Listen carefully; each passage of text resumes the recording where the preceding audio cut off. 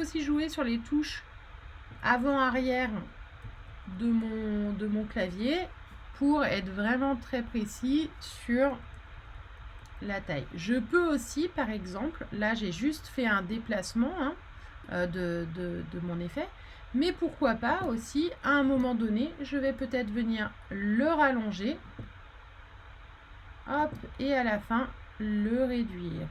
Voilà. Et le déplacer pour bien couvrir les cheveux. Voilà. Donc là, j'ai mis plusieurs points. Si je viens relire mon clip, hop, voilà. Si je viens relire mon clip, eh bien on voit le résultat final et que si je viens bouger, là on voit que mon clip va grossir, se réduire. Voilà. En fait, le mouvement se fait entre les deux points et là j'ai bien ma solution d'anonymisation. Voilà, que j'aurais pu continuer jusqu'à la fin. Mais en tout cas, j'ai bien mon effet censuré où je vois quand même les gestes de la personne. Je vois là que je regarde quand même vers le lit, là que mon regard est vers l'ordinateur. Voilà. En jouant sur ces paramètres, ça nous permet d'avoir quand même encore les choses que nous étudions comme les postures, les gestes et les regards qui peuvent rester accessibles. Mais on voit que pour les regards, c'est quand même pas évident. Donc je vais vous proposer une deuxième façon d'anonymiser les clips vidéo par un autre filtre. Alors, donc pour la deuxième façon d'anonymiser, en fait, on va appliquer un filtre sur la totalité du film. Ce qui nous permettra de ne pas s'embêter entre guillemets avec les points clés, parce que là, par exemple, de faire bouger sur un visage, ça va sur un clip de 1 minute. Mais quand, par exemple, je veux venir travailler sur la totalité de mon corpus qui dure 1 heure, ça va être beaucoup plus compliqué. Je vais donc, en fait, venir chercher un effet. Et moi, il y a un effet que j'aime beaucoup qui est l'effet de la BD à l'encre. Je vais venir le cliquer-glisser et on voit que ça peut déjà nous faire... alors là, c'est pas anonymisé, mais on peut aussi l'utiliser pour, par exemple, comme Goodwin qui faisait plutôt des contours des dessins pour montrer, par exemple, un geste un petit peu plus précis. Alors, je peux faire plusieurs choses avec cet effet et donc là, je retourne toujours dans ma fenêtre d'inspecteur. La première chose, c'est que je peux le vouloir en noir et blanc, mais aussi je peux le vouloir en couleur. Voilà. Et ensuite, je vais pouvoir venir jouer sur tous les paramètres. Donc là, on voit qu'on est vraiment pas anonymisé. Je vais chercher un endroit où on me voit de face. Je vais venir mettre un marqueur. Je vais pouvoir jouer donc sur la smoothness. Donc, voilà, où on voit que c'est un petit peu dilué. Je vais venir pouvoir jouer sur les edges pour pouvoir mettre plus ou moins du contour. Donc là, je vais plutôt pas en mettre. Jouer sur le côté dissolution de l'effet. Hop. Voilà. Et puis, jouer sur le mix. Donc là, par exemple, j'ai déjà quelque chose qui est plus anonymisé, mais où je vais pouvoir quand même bien voir les gestes et bien voir les images. Donc ça, c'est pour la BD à l'encre. Un autre effet, donc là, on peut voir que peut-être mon visage n'est pas assez anonymisé. Donc, je vais vous montrer d'autres effets. Donc, toujours avec un effet BD, où en fait, là, je vais venir jouer sur la smoothness, enlever un petit peu les edges. Hop. Et ça va bien évidemment dépendre de vos effets et de votre qualité d'enregistrement au départ.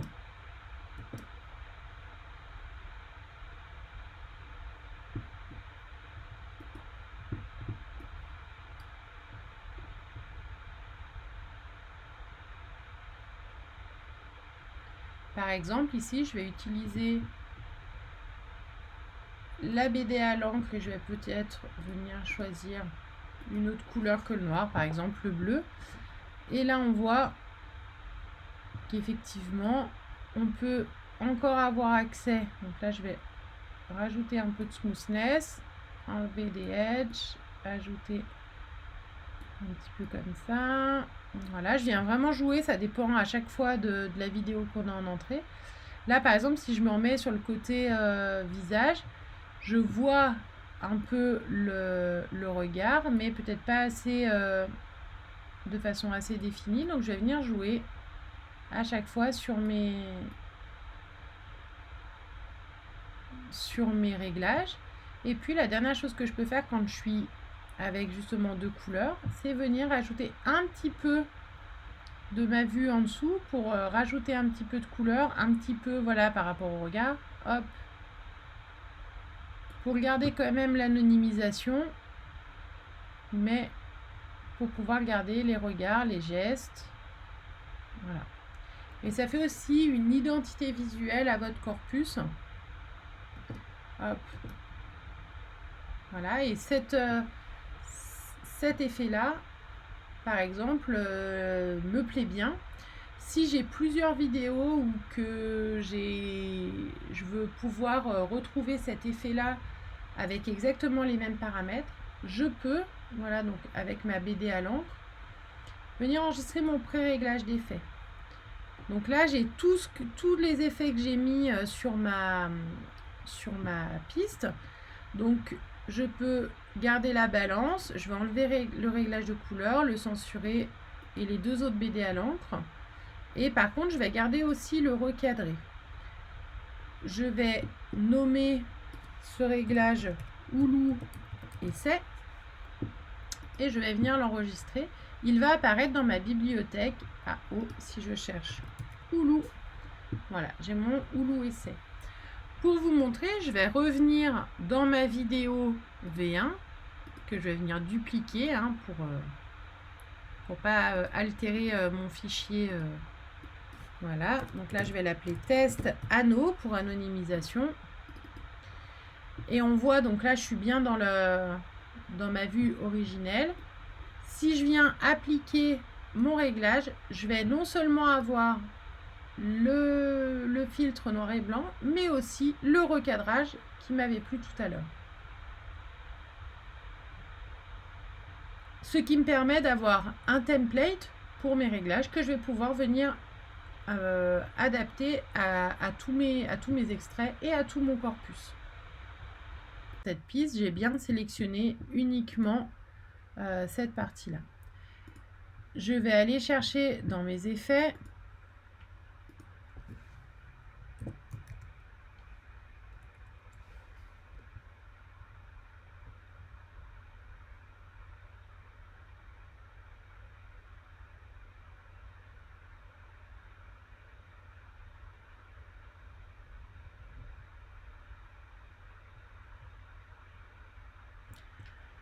je vais venir chercher dans mes effets un effet qui s'appelle gaussien.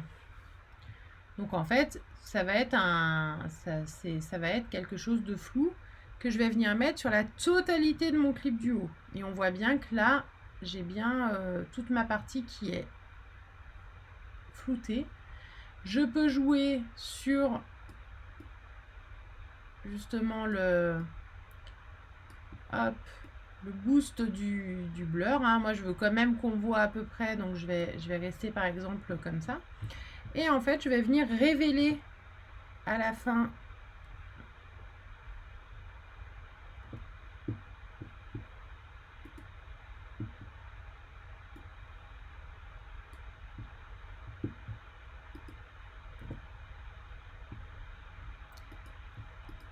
donc là, on voit bien donc le boost. Et en fait, je vais venir révéler mon deuxième clip qui était dessous.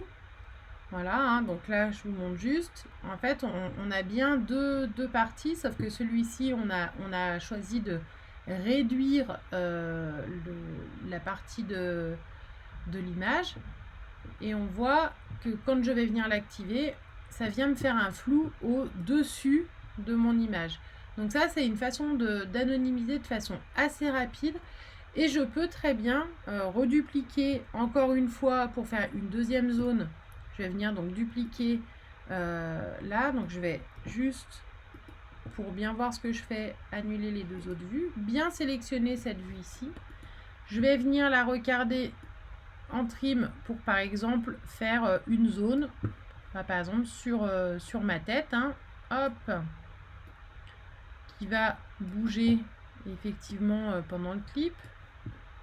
Donc je viens la réduire un petit peu. Ça c'est une autre façon de faire les zones. Donc je regarde que ma tête ne va pas sortir. Je viens appliquer l'effet gaussien sur la totalité. Et puis je vais venir révéler mon clip du dessous. Donc on voit que là j'ai ces deux clips là qui sont visibles. Et celui-ci. J'ai donc créé deux zones anonymisées sur mon clip. Et qui sont faites assez rapidement puisque je vais avoir la totalité de mon clip traité, et ça peut être une bonne façon quand par exemple on a une partie des participants que l'on veut cacher dans une salle de classe par exemple. Il ne me reste plus qu'à exporter, donc envoyer à compressor, qu'à exporter ce clip. Un réglage personnalisé, je vais venir chercher mon réglage Hulu de tout à l'heure à l'emplacement Hulu Corpus pour avoir mon clip anonymisé dans mes données.